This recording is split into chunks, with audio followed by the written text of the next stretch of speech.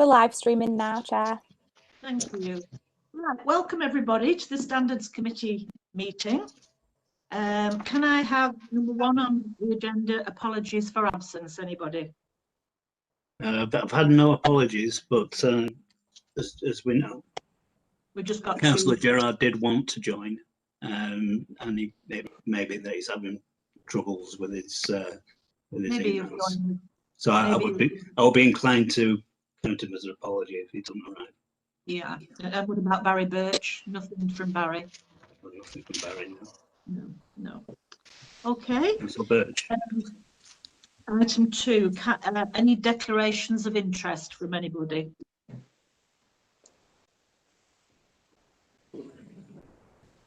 No. Nothing. Item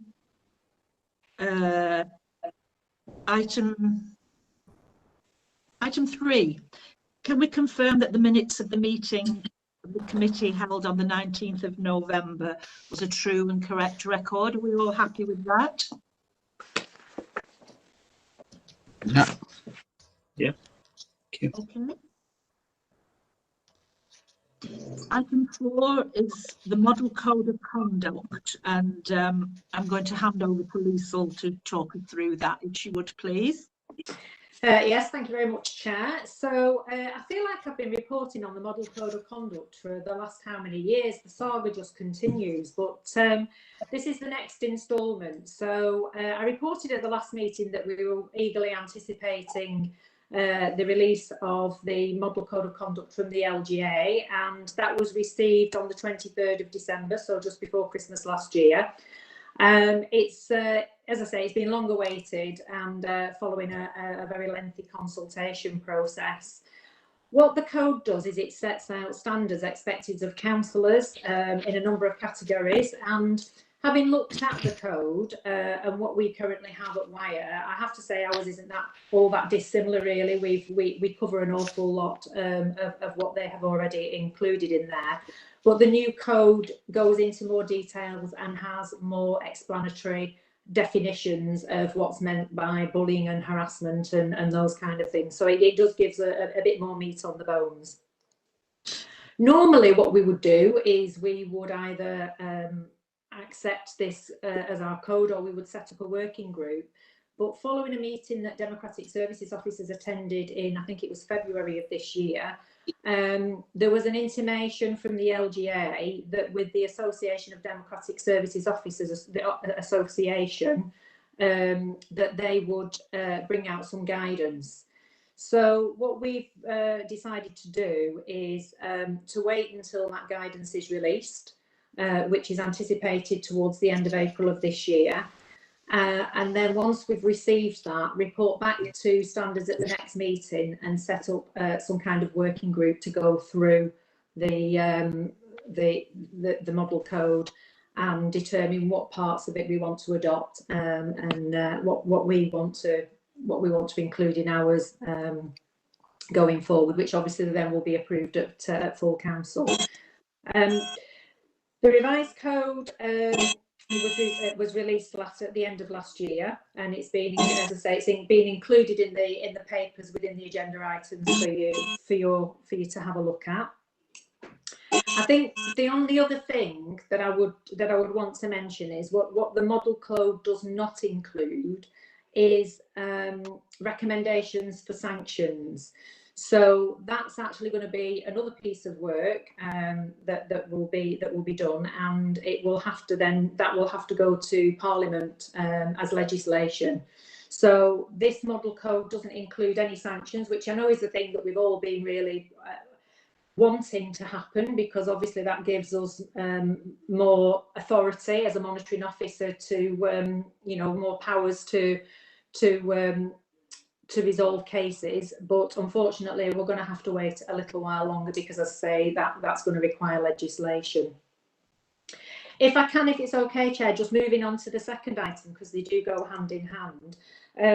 Duncan's also included in the papers from the Committee of Public Standards the 15 best practice recommendations, and again this is something that I have reported on in previous meetings, and I think at the last meeting we did go through these in length, in detail, and I'm pleased to say that Wyre actually has adopted a number of these best practice recommendations, but we've just included them just sort of as a reminder. Again, what I'm proposing is that when we've got the guidance from ADSO and we've set up a working group, we look at the best practice recommendations and the LGA as a complete piece of work, and then obviously we can report back to standards in terms of what we want our code to look like, and then, as I say, it will just be taken to full council to be ratified. So the proposal is to look at those two pieces at the same time with a working group at some point in the future. Yes, Councillor Orme. Thank you, Madam Chairman. I just wanted to let you all know that the NALC have obviously been working alongside LGA and the whatever on this, and their last assembly meeting, which was about a month ago, accepted that we should have a common code of conduct for local and principal authorities. There were a few concerns from some county associations, but it's minutiae. It's not the actual core of the thing. So I think once the county associations have had their little bit of an input, then we, like Wyre and the other local authorities, will adopt them as that we should all go with. And as soon as that comes out, then obviously I'll be pushing from the side of things, sure that all the parishes follow suit. Okay. Yeah. I mean, that obviously is going to simplify the task when you're dealing with complaints. If you're dealing with one set of rules for all, it is going to make it a lot easier. And as you say, it is one of the recommendations that's come out of it. Thank you. And also, Madam Chairman, we also dealing with the work that's being done on civility in public life as well. So it all goes hand in hand. All come in the same package. Thank you. You were just breaking up a little bit there for me, Phil. Thank you for that. Thank you, Liesl. So can we go now on to item 6, current complaint? Yeah, so a quick run through the complaints that we've got. So 9 complaints on the schedule in total. 3 of the complaints were actually reported on at the last meeting, but obviously hadn't completed. So I'll just provide you with an update on that. And then we've got 6 new complaints that have come in since November last year. So the first complaint on the schedule is 2020-02. This has been going on for quite some time. The original complaint came in 12 months ago. I reported last time that obviously because of what happened with COVID, we put a lot of the complaints on hold. There's been a number of meetings held between the independent person, myself, and the subject member, and we have desperately tried to deal with the matter informally. These meetings today have unfortunately been unsuccessful, so we are now in the process of moving to the next stage of the procedure. There's a number of stages that we need to go through with that, so I will need to write a report which will go to the subject member. They have an opportunity to respond on it. We'll consider that response and then make a final decision as to whether we want to take it to a formal standards hearing. But there is a very strong likelihood that we could be holding a standards hearing with regards to that complaint. Because of the elections and the fact that we will be entering into a purdah period a week tomorrow, I think it's the 26th of March, we won't actually be dealing with that complaint until after the elections have taken place, which are on the 6th of May. So it will be at some point during May that we will have that hearing, if indeed we do get that far with it. Any questions on that before I move on to the next one? We've got Councillor Atkins. Chairman. Yeah, I mean, a couple of things, Chairman, if I may. Two items. Actually, this will apply to 03 as well. I'm just slightly puzzled as to the procedure. If a councillor says something in a council meeting, isn't it the job either of the mayor or the chief executive to address that matter there and then, rather than it to be taken as something which results in a complaint? After all, the toing and froing of politics in a public auditorium like the council chamber, albeit a virtual one such as we're involved in now, is that really a place that you make a complaint? Isn't it the stuff of politics with a large or a small p? I'm just slightly puzzled as to why a complaint can be made about a full council meeting. I think it largely depends on what was said. I also think that it may well have been at the meeting that it was attempted to be addressed with, and it doesn't always necessarily work that way. That a member listens to what is being said, and it is very much dependent on what was the phrasing and the wording that was used. Because yes, you're right, although it can be addressed with at a meeting, it's about bringing the council into disrepute. For Chairman for that, but that doesn't actually answer the question. I mean, thinking back to my parliamentary days, if one said something on the floor of the House or in committee or in public, in other words, it was dealt with there and then by the chairman or the speaker or whatever, and the matter was not a complaint which was registered as a standards complaint. And I'm slightly puzzled here as to why, if something is said in a council meeting or whatever, that it becomes the focus of a complaint when it should be addressed there and then, surely. I think, Barry, do you want to say something? You're on mute, Barry.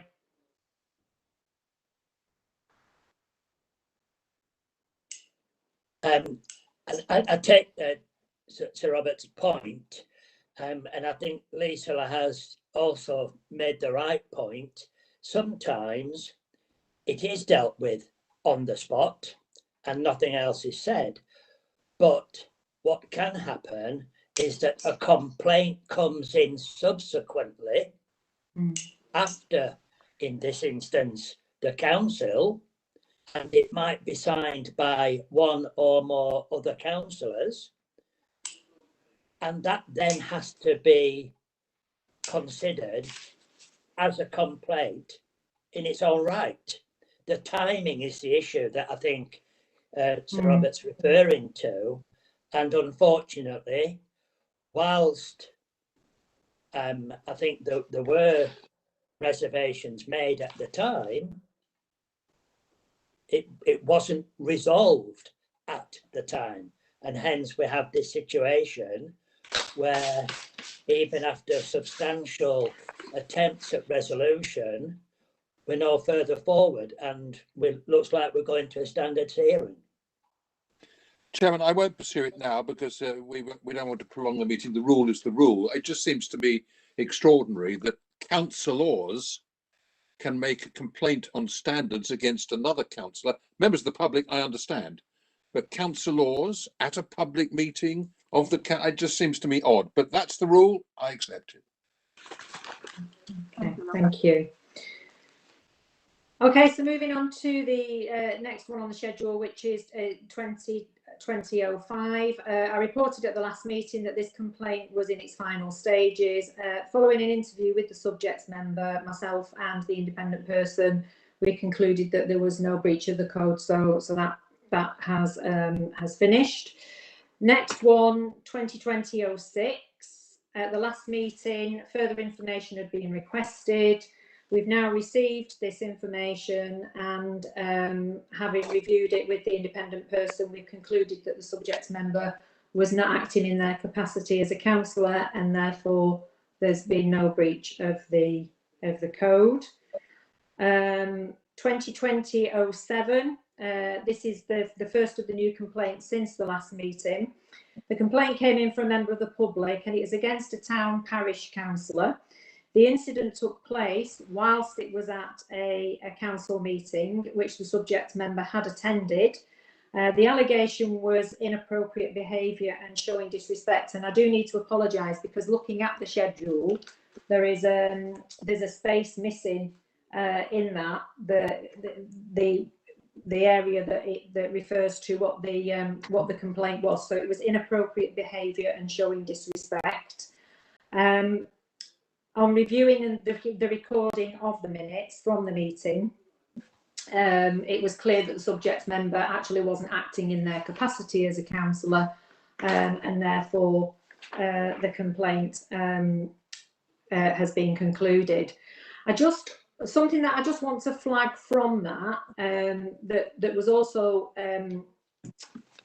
pointed out in the complainant's complaint, was a comment, as well as complaining about this particular subject's member.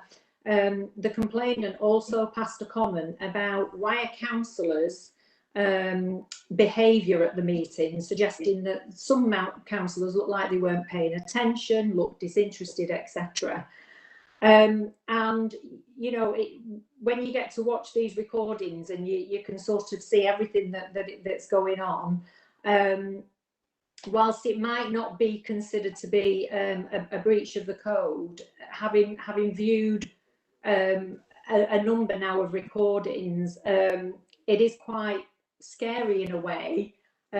Some of the things that you see councillors do on meetings, and what impression that can give. And I think, you know, we're all sat on a virtual meeting in the comfort of our own homes, and I think sometimes that can almost let the guard down a little bit.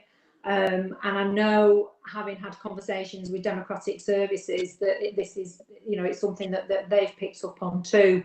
And I think we just need to be aware that when you're on that virtual meeting and people are just looking at faces, you know, they really do pick on eye rolling and all sorts of things. So I think it's just something to, you know, to bear in mind.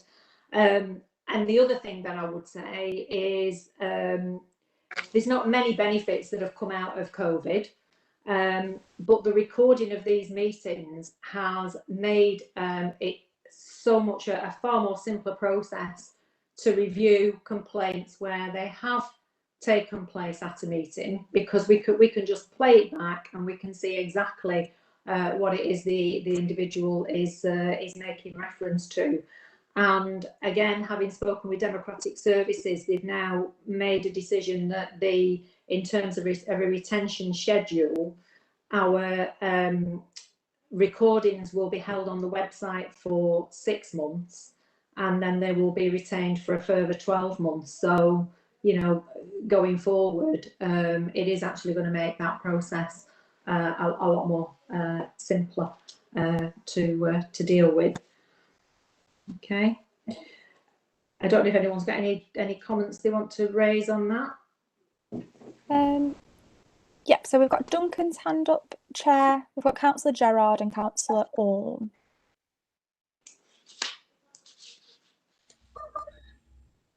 Yeah, all I was going to say was that that retention schedule, 6 months for YouTube and 12 months just retained on our records. That, of course, only applies to if we're carrying on with virtual meetings. At the moment, the legislation runs out in May. So unless they introduce some new legislation to continue holding virtual meetings, right, well be out of the window, I'm afraid. Okay. Right. David, did you want to say something? David Gerard, did you want to say something? Yes, I just want to know, can the investigations time out?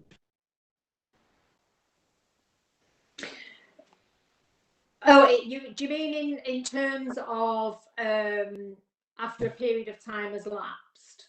Correct. I wouldn't be valid. Right. Concerned that these meetings, some of these Yeah. complaints were going to time out due to, you seem to have done quite well, Liesl, but is there a time? In terms of my investigation of them, or for allowing people the opportunity to complain about something? Sorry, I'm just want to clarify before I answer. Both. In terms of me investigating them, no, they don't. If a complaint comes across me, no matter how long it takes to investigate, it will be done until it's concluded. The other way, if somebody put a complaint in regarding an event that happened 6 months ago, when the independent person and myself do the initial test, I think that would be taken into consideration. What has taken so long for the complainant to raise the issue? Because you would think that you know, if they had an issue with something that a member had done, that they would have raised it in an appropriate time frame. So that is something that we would have to look at when we carried out the initial test. And that's your decision? Yes. Yeah, well, it would be a joint decision with the independent person. I don't make decisions, obviously, on my own. I always have to take into account their view. Okay. Thank you. All right, David. Phil, Councillor Orme, did you want to say? Thank you, Chairman. Yeah, with recording minutes, recording meetings at Wyre. We've been doing it at the planning committee for a while now, and one assumes in other committees probably. Is there a case for the town and parish sector to start recording its meetings? At Presel, we actually record the verbal, not the pictures, but we do record. It's not done with anything in any intent, as it were. It was simply to aid the minute writing up afterwards, because sometimes the discussions go a little bit awry, and she needs to keep her. Anyway, you know what I'm saying. So, do you think there is a case for that going forward to aid keeping the standards of meetings up and all the rest of it? We have, when I say we, myself and Barry, on a couple of occasions where we've had a complaint about a town or parish, where they've done that, we have asked to listen to the recordings, because again, it irons out so many, you know, opinions really, in terms of, or perceptions of what's gone on, because you can sit and listen to it. So yes, I mean, I would say certainly until the minutes have been approved, it would be beneficial to keep hold of those, because if we did receive a complaint, and again, in terms of the timing, you would anticipate that the complaint would be done around the time or just after the meeting, then yes, it certainly makes our job easier if we have that, because we don't attend parish and council meetings, so it would make it easier. Yeah, most certainly. So Liesl, do you talk to your fellow monitoring officers across the county? Because if you've all got the same sort of view, that's something that Lauk could certainly try and encourage. I can certainly mention that, and through democratic services as well, we can see what others' views are. Definitely, yeah. Just making a note. Okay, Phil, are you happy with that? Anybody else want to say anything so far? No? No indications, Chair. Thank you. Okay, so just carrying on with the complaints. So 2020-08, we actually received two different complaints around the same issue, which was a councillor posting something on social media that the complainants felt was inappropriate. the postings have been reviewed again by myself and the independent person, and we've concluded that no breach of the code has occurred. 2020-09, this was actually originally registered as a complaint. However, when I looked into it a little bit more, it was more the clerk of a particular town parish council asking for some advice with regards to how to deal with a particular councillor in a particular incident. I've offered the advice, and they've dealt with the situation now, so there's no further action to be taken on that particular complaint. 2010, this is again a member of the public that's complained about a town parish councillor. Since publishing the papers for this meeting, we've actually had a meeting with the subject member earlier this week, and we've asked for further information from the complainant in order to progress this further. So that complaint is still ongoing. And then 2021-01, so this is the first complaint of 2021 that we've received. The complaint came from 2 Wyre councillors about another Wyre councillor's behaviour at a council meeting. Again, we're able to view the recordings that have taken place, and we've also had discussions with the subject member, and the complaint isn't fully concluded yet, but it's in the process of being concluded, and the outcome letter being written up. And finally, with regards to the complaints, 2021-02, again, this was a complaint from 1 Wyre councillor about a number of Wyre councillors' behaviour at a meeting, with a number of allegations that a number of principles have been breached of the code. Again, the recordings have been reviewed by myself and the independent person, and discussions have taken place with appropriate members, and the matter has been dealt with informally, and the complaint is in the process of being concluded. So that concludes the current complaint schedule. I wonder if there's any questions at all before I just move on to we've got Councillor Orme, Chair.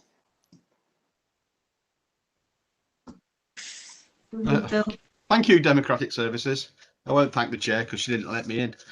Right, going back to 2020-09, I was just a bit curious that a clerk felt that advice from yourself, as opposed to SLCC or LALC, was the appropriate course. I'm just curious on that one. Are they not a member of either of those 2 bodies and therefore couldn't access?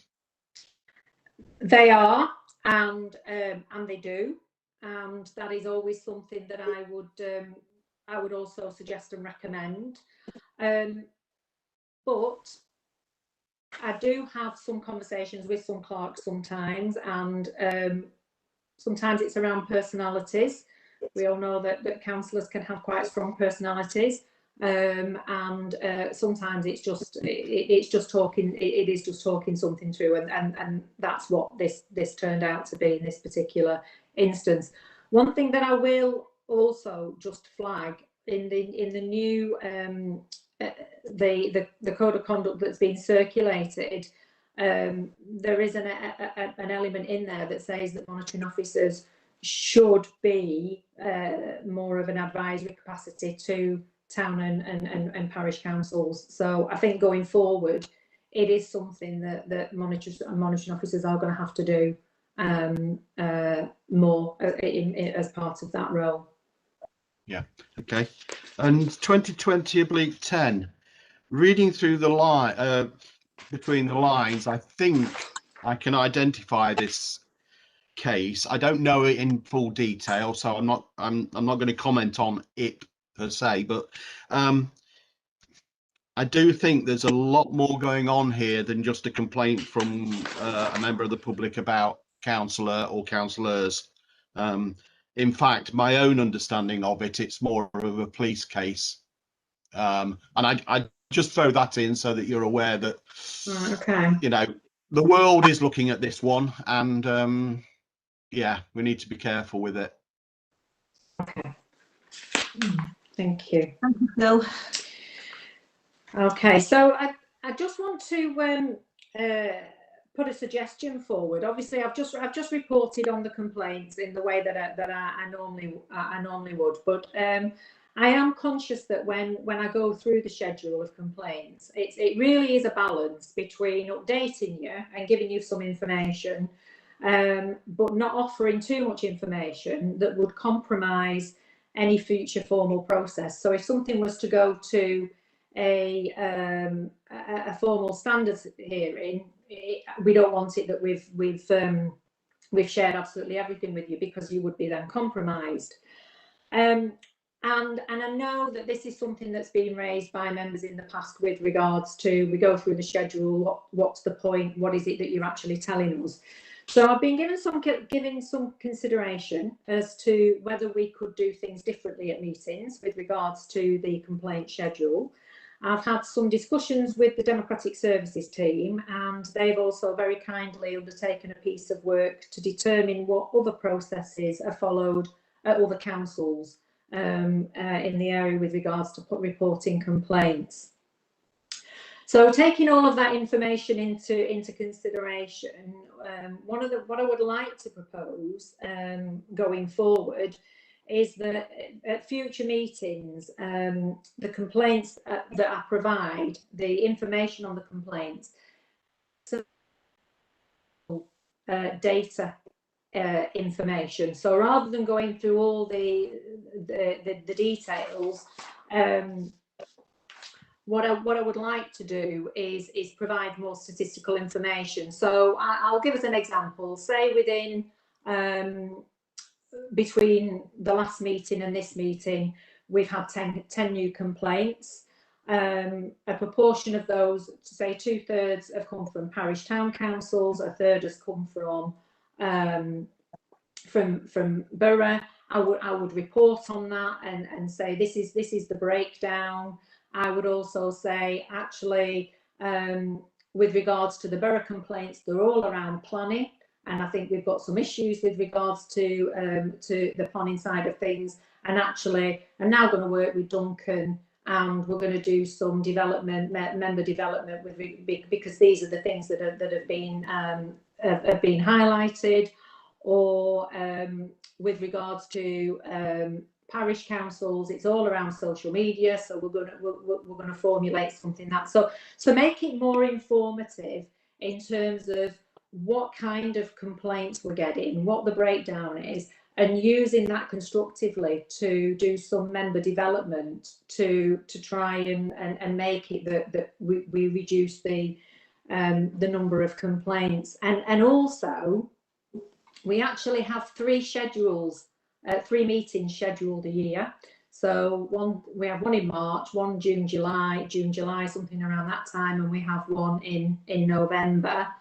And what I was thinking was, if we do agree to report in this way, rather than do it at 3 meetings, to report in this way biannually, so on a 6-month basis, keep the third meeting in the calendar.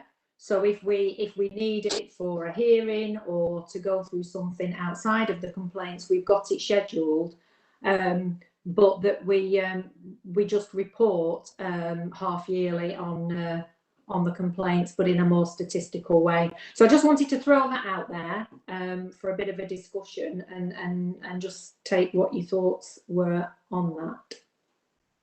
Thank you, Lisa. What does everybody? Yeah, sorry, Marianne. Chair, we've got Councillor Swales that's had a hand up. Okay. I didn't get the first bit, Liesl, on the data that you mentioned. So what I was suggesting that was, rather than go through each of the complaints individually and just give a summary, but to do more moreover statistically overall, so a breakdown of all the complaints, and saying, you know, we've had so many of the complaints that have come from parish and town council, so many from the borough council, and give an overview statistically of the kind of things that that are coming in and causing issues. And what complaints they were, like harassment, which is from members saying about the listed. But yeah, that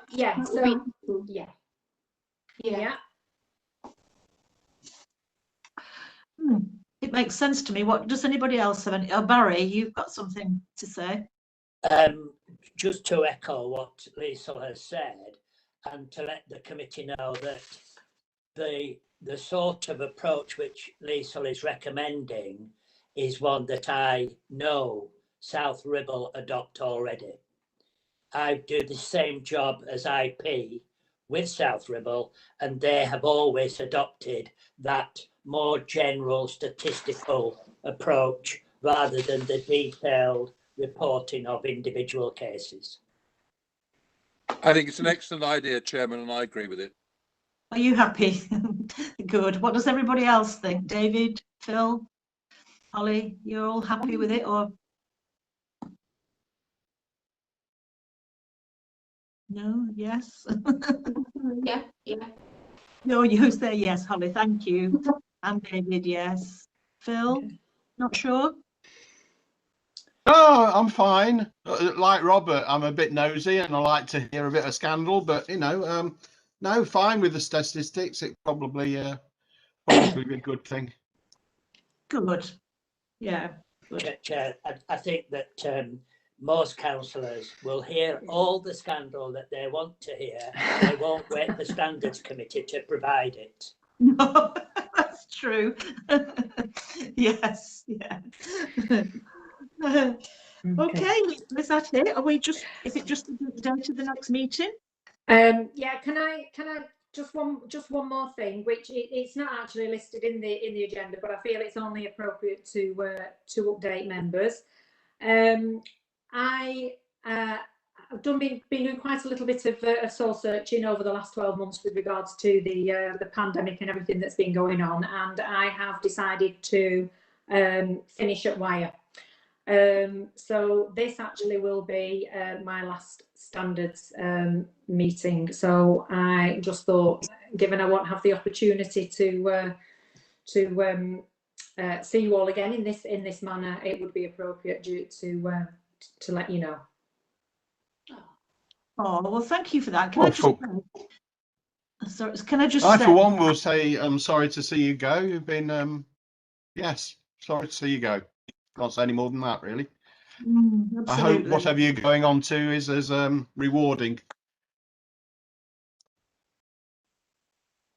Can I just say, Liesl, that I'm sure I'm echoing the views of the other members of the committee, that we all wish you the very best for a long and happy retirement. And although I've only known you since I became chairman on this committee, I've been extremely grateful for all your invaluable assistance. And once again, many thanks and all our very best wishes. Thank you. Thank you. Okay. So we just have to set the date of the next meeting is the 17th of June. All right. Yeah. Oh, it is 18:38. Meeting closed. Thank you. Thank you, everybody, for